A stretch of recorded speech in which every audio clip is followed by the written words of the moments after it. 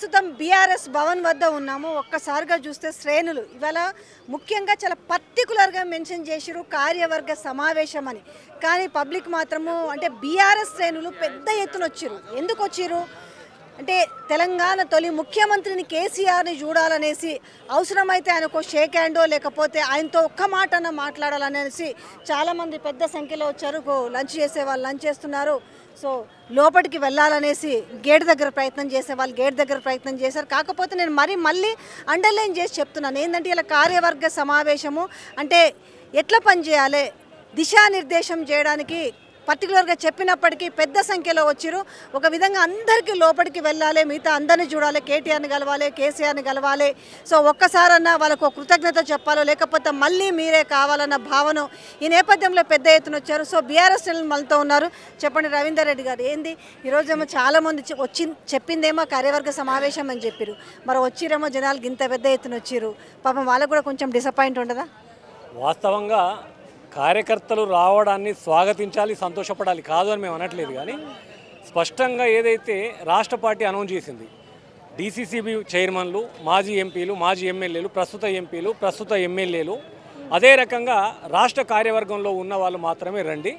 రేపటి రోజున తెలంగాణ వ్యాప్తంగా మనం చేయబోయేటువంటి కార్యక్రమాలు, జరుగుతున్న నష్టం పైన చర్చ చేసుకుందామనే పిలుపు కేసీఆర్ గారు ఇచ్చినప్పటికీ కార్యకర్తలు ఎట్లున్నారంటే, ఎక్కడ కేసీఆర్ గారు ఒక చిన్న పిలుపు ఇచ్చినా సరే నిద్రలో నుంచి లేచి కళ్ళు కూడా దులుచుకోకుండా పరిగెత్తుకొచ్చే పరిస్థితి ఇలా రాష్ట్ర వ్యాప్తంగా కార్యకర్తలకు ఉన్నది. అంటే కేసీఆర్ గారిని చూడడం కోసం, కేసీఆర్ గారిని పిలుపు అందుకొని కేసీఆర్ గారు చెప్పిన కార్యాన్ని పూర్తి స్థాయిలో ప్రజల్లోకి తీసుకెళ్లడం కోసం ఎక్కడికక్కడ కార్యకర్తలు 1000 కళ్ళతో ఎదురు చూస్తూ ఉన్నారు. దాంట్లో భాగంగానే స్పష్టంగా రాష్ట్ర కార్యవర్గ సమావేశం అని చెప్పినప్పటికీ కూడా కార్యకర్తలు పెద్ద మొత్తంలో స్వచ్ఛందంగా తరలి ఈరోజు తెలంగాణ భవన్కు రావడం జరిగింది జిల్లా నలుమూలలలో నుంచి. నిజంగా కూడా చాలా గొప్ప సందర్భం. కేసీఆర్ గారు కనబడితే సరిపోతుంది, మాకు కేసీఆర్ గారికి ఒక నమస్కారం పెడితే సరిపోతుంది, రేపు కేసీఆర్ గారు ఏ పిలుపునిచ్చినా ఆ కార్యక్రమాల్లో మేము నిమగ్నమై ముందుకు పోతామనే ఉత్సాహం ఇలా కార్యకర్తలు కనబడతా ఉంది. ఇక్కడ పెబ్బేర్ నుంచి వచ్చిరా ఇలా కార్యవర్గ సమావేశం అని చెప్పారు కదా, దేనికోసం వచ్చారు? కేసీఆర్ జున్నికి వచ్చారు. జస్ట్ కేసీఆర్ నుంచి చూద్దామనే వచ్చినాం, చూడలేదు, ఇంకా రాలేదు, కంపల్సరీ అయితే చూడడానికి వచ్చినాం. ఎట్లా ఉంది మీ ఊర్లలో ఇప్పుడు 6 గ్యారంటీ స్కీమ్లు అన్నారు, అవన్నారు, మంచిగుందా? ఎట్లుంది కాంగ్రెస్ పార్టీ మార్పు అన్నది కదా, ఎట్లుంది మార్పు? ఎట్లుంది మార్పు అనేది ఏం లేదు, కామన్గానే ఉంది. అసలు కేసీఆర్ పాలనను చూసి ఇప్పుడు అందరూ బుద్ధి తెచ్చుకుంటుండ్రు. ఈ రేవంత్ రెడ్డి పాలన చాలా దరిద్రమైన పాలన. అసలు 6 గ్యారంటీలని ఏదో మార్పు అని మోసపోయిన జనాలను తప్ప ఏమీ లేదు, మార్పు అనేది ఏం లేదు. మొత్తం ఎక్కడ వేసిన గొంగడి అక్కడే ఉంటుంది. కనీసం అవసరాలు కూడా తీర్చలేని పరిస్థితిలో ఉంది రేవంత్ రెడ్డి గవర్నమెంట్. కాబట్టి మళ్ళా బై ఎలక్షన్స్ ఏమన్నా జరిగితే కూడా మార్పు వచ్చే అవకాశం చాలా వరకు ఉంటుంది. బై ఎలక్షన్స్లో మార్పు వస్తుంది అనుకుంటున్నారా? చెప్పండి, ఎక్కడి నుంచి వచ్చారు? ఎందుకు ఈరోజు ఎందుకు ఇంత ఎండలో ఇప్పుడు ఈ గేట్ దగ్గర దేనికోసం ఎదురు చూస్తున్నారు? మా తెలంగాణ బాపు కేసీఆర్ గురించి, తన గురించి తను మా ప్రజలకు ఎంతో చేరువై, చిన్నపిల్లల నుండి పెద్ద మనుషుల వరకు అందరి మనసులో ఉన్నాడు. వీళ్ళేదో కాంగ్రెస్ వాళ్ళు మార్పు 6 గ్యారెంటీలు అని చెప్పేసి మార్పు అన్నారు. మార్పు కాదు కదా, మనం ఈ తెలంగాణ ప్రజలు ఏం చేసిందంటే తినే కంచంలో మట్టి పోసుకున్నారు కేసీఆర్ గారిని కాదనుకొని. అందుకే చాలా బాధపడుతున్నారు. మళ్ళీ ఇప్పుడు రేపు ఎలక్షన్ పెడితే బంపర్ మేయర్తో టోటల్గా సీట్లు 90% బీఆర్ఎస్ పార్టీకి వస్తాయి.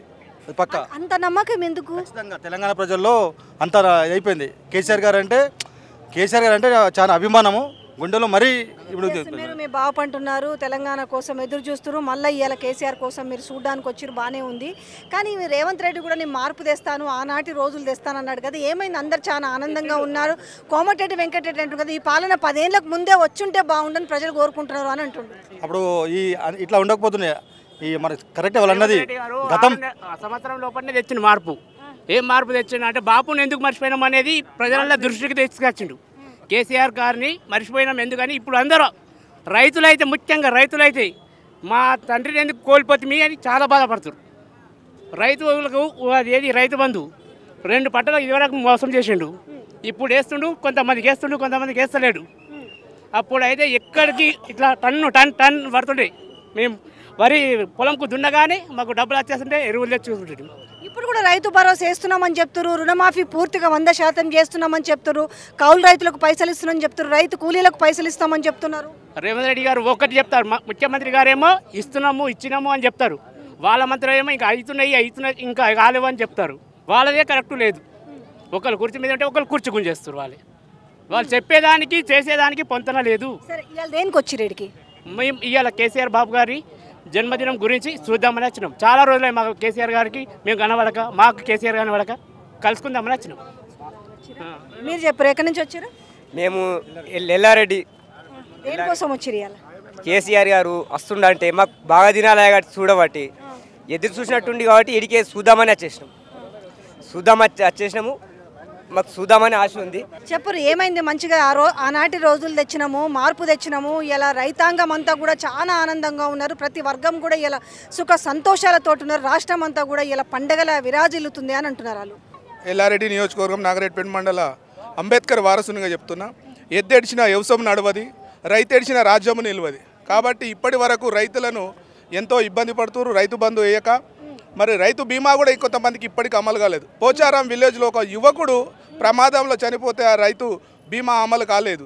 కాబట్టి ఈరోజు తెలంగాణలో కేసీఆర్ను మనం ఎందుకు దూరం చేసుకున్నామో రామచంద్ర అని ప్రజలందరూ వేడుకుంటున్నారు. మళ్ళా కేసీఆరే రావాలి, కేసీఆర్ పాలనే రావాలని కోరుకుంటున్నారు.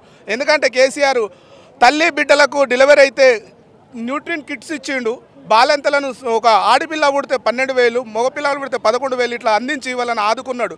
నా అసొంటి గరీబులను ఎంతోమందికి ఆదుకున్న ఘనత కేసీఆర్ది. కానీ ఇప్పుడు ఏ గవర్నమెంట్ హాస్పిటల్లో పోయినా మందులు లేవు, మందుల కొరత బయట కొనుకొచ్చుకోమని రాస్తున్నారు.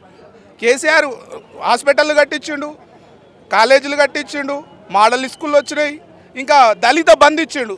నేను ఒక దళిత బిడ్డగా గౌరవపడుతున్నాను. కానీ వచ్చిన వాళ్ళని ఇలా సుఖంగా ఉన్నారు. కాబట్టి దళిత బిడ్డలకు ఎన్నో మేలు చేసినా నేను ఒక దళిత బిడ్డగా మా బాబుగా భావించి నేను చూడనీకి వచ్చిన. ఎక్కడి నుంచి వచ్చారు? ఇక్కడ హైదరాబాద్లోనే ఉన్నాం. హైదరాబాద్ నుంచి. ఏం చూద్దామని వచ్చారు? సార్ని చూద్దామని వచ్చినాం. చాలా రోజులు అయిందా చూడక? చాలా రోజులైంది. సార్ అంటే మాకు బాగా ఇష్టం. అంటే తెలంగాణ సాధించింది ఆయనే కదా, అందుకని ఆయన చూడడానికి కోసం వచ్చిన. కానీ కొంతమంది ఆయన సాధించలేదని అనేటోళ్ళకి ఏం చెప్తావు? తెలియదు, అది అలాగే అంటారు, డబ్బా కొట్టుకుంటారు కాబట్టి అలాగే మాట్లాడుతుంటారు. కేసీఆర్ లెజెండ్. ఆయన ఉండబట్టే తెలంగాణ వచ్చింది. ఈరోజు ఇంత తెలంగాణ డెవలప్ అయింది. హైటెక్ సిటీ ఎంత డెవలప్ అయింది మొత్తం. ఆయన లేకపోతే ఇంత ఉండదు. కేటీఆర్ గారు కానీ అందరూ డెవలప్ చేయడం. కేసీఆర్ వస్తుందన్న ఆనందమే నువ్వు ముఖంలో కనపడుతుంది. మరి చూస్తే ఇంకెంత ఆనందం ఉంటుంది. అసలు అంతే, మళ్ళీ అట్లుంటుంది ఎంజాయ్మెంట్ మాకు యూత్ అసలు అంతే. మీరు ఎక్కడి నుంచి వచ్చారు? ఖమ్మం నుంచి వచ్చి. ఖమ్మం నుంచి వచ్చిరా? దేనికి వచ్చారు? సార్ని చూద్దామని కలవటానికి వచ్చినాం. ఎట్లుంది? ఎందుకంటే ఇలా రకరకాల జిల్లాల నుంచి మనుషులు వచ్చారు, రకరకాల కాన్స్టిట్యున్సీల నుంచి వచ్చారు కదా, ఎట్లా ఉంది? జనాలు ఏం కోరుకుంటున్నారు? జిల్లాలలో కావచ్చు, ఊర్లలో కావచ్చు, మార్పు కోరుకుంటున్నారు. ఏం మార్పు? మళ్ళీ సారే రావాలి, సార్ రావాలి. అంటే ఏం కోల్పోయారు? సార్ లేకపోవడం కోల్పోయాను, చాలా కోల్పోయాను. చెప్పడానికి అసలు అది మాటలు లేవు. సార్ రావాలి, సార్ని కలవాలి, సార్తో మాట్లాడాలి. ఇక్కడ కూడా పోనీట్లే లోపలికి. అర్థమవుతుంది నాకు కూడా మీ బాధ. ఎందుకనంటే కార్యవర్గ సమావేశం అన్నారు, మీరేమో సార్ కోసం వచ్చారు. సార్ కోసం వచ్చినాం. పంపిస్తారేమో, సార్ రాగానే పంపిస్తారేమో. అంటే వీళ్ళు ఏం చేశారంటే ఈరోజు అంటే శ్రేణులని ఉత్తేజపరచడానికి అందరికీ కార్యవర్గ సమావేశం పెట్టారు. కానీ మీరు మాత్రం కార్యకర్తలు కూడా పెద్ద ఎత్తున వచ్చారు. మీరు ఎక్కడి నుంచి వచ్చారండి? వనపర్తి. చెప్పండి, ఎట్లా ఉంది మీ వనపర్తిలో? ఎట్లా ఉంది అంటే మార్పు కోరుకుంటారు కదా, మార్పు ఎట్లుంది? మార్పు ఏం లేదు మేడం. అసలు ఎట్లా పాతకాలనే ఉన్నట్టే ఉంది. ఈ కాంగ్రెస్ పాలన దరిద్రమైన పాలన. ఈ పాలన చూసి కేసీఆర్ మళ్ళీ రావాలి అని కోరుకుంటున్నాం. మళ్ళీ ఈసారి మార్పు అనేది కంపల్సరీ వస్తుంది. తర్వాత కేసీఆర్ను చూడడానికి మేము ఇంత దూరం నుంచి వచ్చినాం. కానీ మేము అక్కడ నుంచి వనపర్తి నుంచి వచ్చినాము. గద్వాల నుంచి వచ్చారు. ఎట్లుంది గద్వాల రాజ్యం? గద్వాల ఎట్లుంది రాజ్యం? గద్వాలలో టీఆర్ఎస్ రాజ్యమే ఉంది. గద్వాలలో ఉమ్మడి మహబూబ్నగర్ జిల్లాలో జోగులాంబ, గద్వాల, అల్లంపూర్ తాలూకాలో 2 ఎమ్మెల్యేలు మాత్రమే గెలిచినారు. గెలిచిన గద్వాల ఎమ్మెల్యే టీఆర్ఎస్ పార్టీ వదిలిపెట్టి కాంగ్రెస్ పార్టీకి పోవడం జరిగింది. స్వచ్ఛందంగా వచ్చారు. మీరు స్వచ్ఛందంగానే వచ్చారు? స్వచ్ఛందంగానే వచ్చాము మేము. ఎవరేం పిలిపించలేదు మాకు, ఎవరేం పిలిచలేదు. దేనికోసం? ఎంత దూరం నుంచి వచ్చారు? అల్లంపూర్ తాలూకా మేడం, అల్లంపూర్ తాలూకా. మాది అల్లంపూర్ మొత్తం టీఆర్ఎస్ కదా మేడం. టీఆర్ఎస్ మార్పు, ఎక్కువ మార్పు వచ్చింది. గవర్నమెంట్ ఫెయిల్ అయింది కాబట్టి అంతా జనాలంతా టీఆర్ఎస్ వైపు ఉన్నారు. మళ్ళీ ఓట్లు పెడితే కూడా టీఆర్ఎస్ గెలుస్తుంది. మీరు ఎక్కడి నుంచి వచ్చారు? షాద్నగర్ నుంచి వచ్చిన మేడం మేము. సార్ని చూడనీకి వచ్చినాము. ఈరోజు రేవంత్ రెడ్డి మార్పు అంటే మార్పు ఇచ్చిండు. ఏం మార్పు ఇచ్చిండంటే రైతు బంధు లేదు, రైతు బీమా లేదు, పేదలకు డబుల్ బెడ్రూమ్ ఇండ్లు లేవు. ఇంకొకటి వచ్చేసి ఆడపిల్లలకు 2500 ఇస్తాడు, అవి లేవు. 4,000 పింఛని అన్నాడు, 4,000 పింఛని లేదు. రేవంత్ రెడ్డి గెలిచి ఏం చేసిండంటే మార్పు తెచ్చిండంటే ఇదే మార్పు తెచ్చిండు. పేదలకు ఇల్లు లేవు, ఇల్లు కావాలని. నాకు ఇల్లు లేదు మేడం, మా నాన్నకు పక్షవాతం వచ్చింది, అయితే ఇల్లు లేదు. అయితే నేను ఇప్పుడున్న గవర్నమెంట్ దగ్గరికి పోయినా మేడం, ఎమ్మెల్యే దగ్గరికి పోయినా, వీర్లపల్లి శంకర్ గారు అని షాద్నగర్ ఎమ్మెల్యే గారి దగ్గరికి పోతే ఎమ్మెల్యే గారు స్పందించట్లేదు. వచ్చి ఏమంటాడంటే నా క్యాంప్ ఆఫీస్లో ఉండండి మీరు అనే మాట మాట్లాడతాడు ఎమ్మెల్యే గారు. మా క్యాంప్ ఆఫీస్లో వచ్చి ఉండాలని అంటాడు, అవహేళన చేస్తాడు. నేను పోయి కాళ్ళు మొక్కినా, సార్ మీ కాళ్ళు మొక్తా సార్, నాకు ఇల్లు లేదు, మా నాన్నకు పక్షవాతం వచ్చింది, ఇట్లా వర్షంలో ఉంటున్నాం సార్, మాకు ఇల్లు ఇవ్వండి సార్ అంటే అవహేళన చేసి ఏమంటాడు మేడం అంటే నా క్యాంప్ ఆఫీస్లో వచ్చి ఉండురా అని మాట్లాడతాడు ఎమ్మెల్యే గారు, షాద్నగర్ ఎమ్మెల్యే గారు. నోటి దూర్స్ ఎక్కువ అమ్మా, నోటి దూర్స్ ఎక్కువ మేడం, నోటి దూర్స్ ఎక్కువ. ఆయన వచ్చేసి సర్పంచ్ దగ్గరకు అన్నాడు, సర్పంచ్ దగ్గరకు పోయినా, సర్పంచ్ డిప్యూటీ సర్పంచ్ ఉంటాడు కాంగ్రెస్ పార్టీ ఆయన దగ్గరకు పోతే ఆయన రేపు మాపు అని ఆయన తిప్పిండు. ఇంకా చాలా మంది నేను కేసీఆర్ బాబుని కలిసి సార్తో చెప్పుకుందామని వెళ్ళాల్సిందైతే నిజంగా ప్రభుత్వం దగ్గరకే, కానీ ఇవాళ వచ్చారు. సరే ప్రభుత్వం దగ్గరకు పోతే ప్రభుత్వం నన్ను స్పందించలేదు. నేను మళ్ళీ కేసీఆర్ సార్ మేడం, నేను కేసీఆర్ సార్ గెలిస్తేనే కాళ్ళకి చెప్పులు వేసుకుంటా, ఈ గడ్డం తీస్తా అని చెప్పేసి నేను మొక్కుకున్నా. ఈరోజు నా కేసీఆర్ బాబు కోసం నేను వచ్చిన. కేసీఆర్ బాబు నా పేరు యాదగిరి, మాది ఆజిపల్లి గ్రామం, షాద్నగర్. ఎందుకంటే మీలాంటి వాళ్ళు ఎందుకనంటే కొన్ని లక్షల్లో ఉంటారు అభిమానులు, కాబట్టి వాళ్ళకు కూడా తెలుస్తుంది. నేను కాదంటలేను, చాలా తక్కువ క్యాస్ట్ లో మేడం, ఇక్కడ క్యాస్ట్ ఇది కాదు, ఖచ్చితంగా వాళ్ళకి రీచ్ కావాలని మేము క్యాస్ట్ ఫీలింగ్ తోనే ఆయన మమ్మల్ని స్పందిస్తలేడు మేడం ఎమ్మెల్యే గారు. సో ఈ విషయం ఆయన ఎవరు వీర్లపల్లి శంకర్ గారు మేడం, ఆయన చేరేదాకా నేను ఖచ్చితంగా లేడు. ఆయన దగ్గరికి పోయినాం, మేము కాళ్ళ మీద పడ్డాం, సార్ అని మొక్కినాం. వచ్చి నా క్యాంపస్లో ఉండరా అని మాట్లాడతాడు మేడం, అంత హేళన చేసి మాట్లాడుతున్నాం మేడం. తప్పకుండా ఎమ్మెల్యే గారు కూడా చూడాలి, స్పందించినట్టు చేయాలి మేడం. చెప్పండి మేడం, రుణమాఫీ ఇంతవరకు రుణమాఫీ కాలేదు మేడం. ఈ కాంగ్రెస్ ప్రభుత్వం ఈ మాయమాటలు చెప్పి గద్దెనెక్కి జనాల మోసం చేసుడు తప్ప ఇంకేం లేదు మేడం. ఇంతవరకు రైతు బంధు కూడా చాలా మందికి పడలేదు. ఒక అర ఎకరం 30 గుంటలు 2 ఎకరాల వరకు వేసి కొత్త ఆపేసారు, ఇంకెవరికి ఎవరు పడలేదు. మొత్తం ఈ 500 రూపాయలతో గ్యాస్ అని చెప్పి అది కూడా రేటు లేదు, సంక్షేమ పథకాలు లేదు, ఇస్తలేరండి. నాకు 2 లక్షల లోన్ ఉంది మేడం. నేను ఎక్స్ట్రా ఉంటే కడతా అని చెప్తున్నా, ఆయన బ్యాంక్ వాళ్ళు తీసుకుంటలేరు, అది నాకు రుణమాఫీ అవుతలేదు. ఇక 2 సార్లు తిరిగి విసిగిపోయి సపరేట్ కూర్చున్నాం మేడం. సరే చెప్పండి, మీరు ఎక్కడి నుంచి వచ్చారు? మేము మార్కెట్లో వచ్చినాం మేడం. మార్కెట్ ఏం చేస్తాం, మేము ఆటో నడుపుతాం మేడం.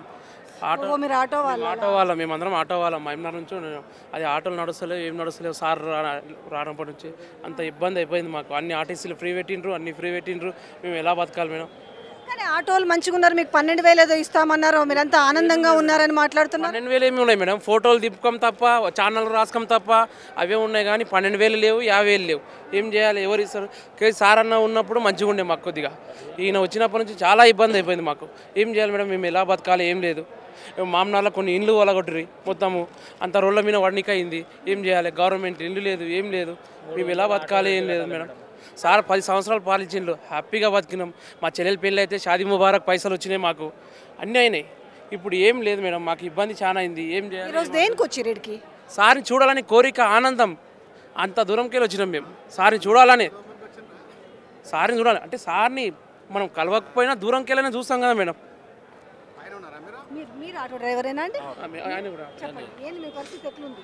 ఇక్కడ 20 ఇయర్స్కి వెళ్ళి నడిపిస్తున్నాను ఆటో. ఫిలిం నగర్ టు అమీర్పేట నడిపిస్తాను ఆటో. అయితే ఇంతకుముందులో కేసీఆర్ ప్రభుత్వం ఉన్నప్పుడు హ్యాపీగా డైలీ 1000 రూపాయలు చేసి సుఖంగా బతికినాను. ఇప్పుడు మనం 1 సంవత్సరం నారైంది, మనకు ఏమీ లేదు, ఆదాయమే లేదు. 200-300 ఆదాయంలో చేస్తలేం, ఇబ్బందికరం ఉంది. కేసీఆర్ గురించి ఇన్ని రోజులు 10 సంవత్సరాలు ఇన్ని ఉంటాను, 20 ఇయర్స్ కలిగి ఉంటాను. ఒక రోజు ఇలా సార్ని కలవాలని నా కోరిక ఎప్పుడూ లేకుండే. కలిసినా ఏదో హ్యాపీగా బతుకుతున్నాము. ఈరోజు కలుద్దామని ప్రత్యేకంగా వచ్చేసాను. జీవనాధారం ఏమీ లేదు అంటే ఎందుకంటే మేము చాలా సార్లు కూడా చెప్పినాం ఆటో వాళ్ళ పరిస్థితి ఎట్లుంది. హ్యాండిక్యాప్ వాళ్ళు ఉన్నప్పుడు నాకు ఇలా పింఛన్ వస్తుంది, నెలకు 4,000 రూపాయలు, కాదని కాదు. ఇప్పుడు అయితే పింఛన్ కాడికి పోవట్లేదు. ఇట్లా ఇస్తున్నారు డబ్బులకి ఇట్లా కాదని కాదు కానీ అక్కడ పోయి తీసుకోవాలని ఇట్లా అనిపిస్తుంది. ఆదాయం లేదు, సార్ని కలవాలని కోరికతో వచ్చినాయి ఈరోజు. కేటీఆర్ సార్ని ఇలా కలుద్దాం అనుకున్నాను కానీ అక్కడ కార్యవర్గ సమావేశం కదా ఈరోజు చూస్తున్నారు సార్ వస్తాను బర్త్డేకి వచ్చిపోయాను, వచ్చి మంచి వ్యవసాయ క్షేత్రం మొత్తం మంచిగా తినిపోయాను, వచ్చి మటన్ పోగా మంచిగా తిని కడుపు తినిపోయినాను తినిపోయినా. కేసీఆర్ గారు ఇక్కడ వచ్చిర్రు, రాబోతున్నారు ఇక్కడ కాసేపట్లో. ప్రస్తుతం ఉన్న మీటింగ్లో అక్కడ ఏం మాట్లాడుతుందని చెప్తారు. మాకున్న దాని ప్రకారము తొందరలోనే బై ఎలక్షన్లు వస్తాయి. రిటర్న్ గిఫ్ట్ ఇవ్వబోతున్నారు, బర్త్డే రిటర్న్ గిఫ్ట్ 10 మందికి ఇస్తారు. తొందరలో జనాల్లో మార్పు చూస్తారు, జనాలే డిసైడ్ చేస్తారు రేవంత్ రెడ్డి రాజ్యమా కేసీఆర్ గారి రాజ్యమా అని చెప్పి. ఆల్రెడీ సంవత్సర కాలం పూర్తయింది. ఈయన ఇచ్చిన 6 గ్యారెంటీలు ఎటు కాకుండా పోయినాయి. ఆడపిల్లలకి 2,500, అత్తలకు 4,000, గ్యాస్ సిలిండర్ అన్నారు, కరెంట్ అన్నారు, ఎక్కడ ఏమీ లేదు. పెన్షన్లు అసలు ఏమీ లేదు. గురుకుల పాఠశాలలో ఫుడ్ పాయిజన్ కావడం ఇవన్నీ కరెక్ట్గా కాదని జనాలు చూస్తున్నారు. తొందరలోనే బుద్ధి చెప్తారని చెప్పి తెలుసుకుంటున్నారు. అయితే వచ్చి నా క్యాంప్ ఆఫీస్లో ఉండండి అని అవహేళన చేసి మాట్లాడుతున్నాడు మేడం. మరి ఉండకపోయిరా? మాకు పోయేంత ధైర్యం లేదు మేడం. ఇగో వీళ్ళ వీర్లపల్లి శంకర్ అంటే అవమానిస్తుండట. అవసరమైతే నా క్యాంపు కార్యాలయంలో ఉండనేసి ఆయన పాపం కాగితాలు పట్టుకొని వచ్చిండు. ఆయనకి బడ్జెట్ పదులే పళ్ళలో పెట్టుకొని తీసుకునే వ్యక్తి, కులాంకారి. ఆయనకి అర్థం కాదు, ఏది పడితే అది మాట్లాడతాడు. ఇప్పుడు వాస్తవానికి చూస్తుంటే ఈ రాష్ట్రంలో ఎమ్మెల్యేలకి కనీసం వార్డు నెంబర్కు ఉన్న అవగాహన లేదు. వాళ్ళు ఎంతసేపు పేమెంట్ కోటాలు ముఖ్యమంత్రి వచ్చినండి పేమెంట్ మీద ఆలోచన తప్పితే అది ప్రగతి భవన్ కాదు, ప్రజాభవన్ కూడా కాదు. కేసీఆర్ ప్రగతి అని రాష్ట్రం కోసం ప్రగతి ఉన్నట్టు ఆ ప్రగతి భవన్లోనే నిర్ణయాలు జరగాలని పెట్టుకున్నాం. ఇది ఇప్పుడు పేమెంట్ భవన్ అయిపోయింది. మంత్రుల భార్యలు సందాలు వసూలు చేసినట్టు డబ్బులు వసూలు చేస్తున్నారని అందరూ తెలుసు. 14 ఏళ్ల కాలంలో ఈ రాష్ట్రం రామరాజ్యంగా ఉండేది, రావణ కాష్టం చేసిర్రు. ఈ రాష్ట్ర ముఖ్యమంత్రికి ఏం తెలుసు? మాట్లాడితే కేసీఆర్ గారిని బహిష్కరించాలని మాట్లాడాడు, వెలివేశాలని మాట్లాడాడు. ఇవాళ నేను ఒక మాట మాట్లాడుతున్నా. ఈ రాష్ట్రంలో 3 జాతరలు ఉంటాయి అన్నమాట ప్రముఖంగా. మేడారం సమ్మక్క సారక్క జాతర, ఆదివాసుల నాగోబా జాతర, యాదవుల కులదైవన ఇలా సూర్యాపేట జరుగుతుంది లింగమంతుల జాతర. కానీ నిన్న కేసీఆర్ గారి బర్త్డే రోజు కేసీఆర్ గారి జాతర స్టార్ట్ అయింది. గడి గడి గడి గడి గడి అని కేసీఆర్ గారిని ఇల్లును గడి చేసి పడేసిండు. మరి గడికే జనం వస్తుర్రు, మరి గాంధీ భవన్కి వదులుకుంటుర్రు. గడిలోనే అన్ని సామాన్యులు అందరూ వస్తుర్రు. ఇలా బీఆర్ఎస్ పార్టీకి ఇంతమంది ఉర్రు. ఇలా రైతు బంధు రావట్లేదు, రైతుల ఆత్మహత్య అయినా మాకాడి పేదోళ్ళు ఇల్లు కొడితే మాకాడికి వస్తారు. బాధితులకి రక్షణ కల్పిస్తున్న సమితి అయిపోయింది మాది బీఆర్ఎస్ పార్టీ. భారత రాష్ట్ర సమితి ఇలా భారత రైతుల సమితి అయిపోయింది. ఇలా కష్టకాలంలో కాలంలో నీళ్ళు రావట్లేదు. చెప్పండి, ఎక్కడి నుంచి వచ్చారు, ఏం చెప్పాలనుకుంటున్నారు? సంఘటన చూసాం మేడం. సారం చాలా ఉన్నాయి కదా మేడం, నేను లైవ్గా చూద్దామని వచ్చాం మేడం. కానీ చాలా ఉత్కంఠ ఉంది మేడం. కాంగ్రెస్ వాళ్ళకి మాత్రం ఉచ్చబడుతుంది మేడం. సార్ ఏం మాట్లాడతారని ఉచ్చబడుతుంది తెలుసా. అసలు సార్ వచ్చి మైక్ ముందు పడితే వాళ్ళకి అనుకుంటుంటారు మేడం. వాస్తవానికి మీరేమో కానీ ఇప్పుడు వాళ్ళకు ఉత్కంఠ ఎక్కువ ఉంది. కేసీఆర్ని చూడాలని ఉత్కంఠ వాళ్ళకే ఎక్కువ ఉన్నట్టుగా అనిపిస్తుంది. నిజంగా మేడం సారు ఏం మాట్లాడతారు, మాకు ఎక్కడ ఫీజు అవుట్ అయితే బాధపడుతున్నారు మేడం వాళ్ళు. చెప్పండి, మీ అందరు ఎక్కడి నుంచి వచ్చారు? మెదక్ నుంచి. చెప్పండి. మేము సార్ కోసం ఎదురు చూస్తున్నాం మేడం. సార్ ఎప్పుడు వస్తాడని చూస్తూ ఉన్నాం. లోకల్ బాడీ ఎలక్షన్స్లో ఎట్లుండబోతుంది? అన్ని మనమే గెలవాలనేసి కాంగ్రెస్ పార్టీ చెప్తుంది కదా, ఎట్లుండబోతుంది? లోకల్ బాడీలో మొత్తం టీఆర్ఎస్ గెలుస్తుంది మేడం. అన్ని లోకల్ బాడీలో మొత్తం టీఆర్ఎస్ గెలుస్తుంది.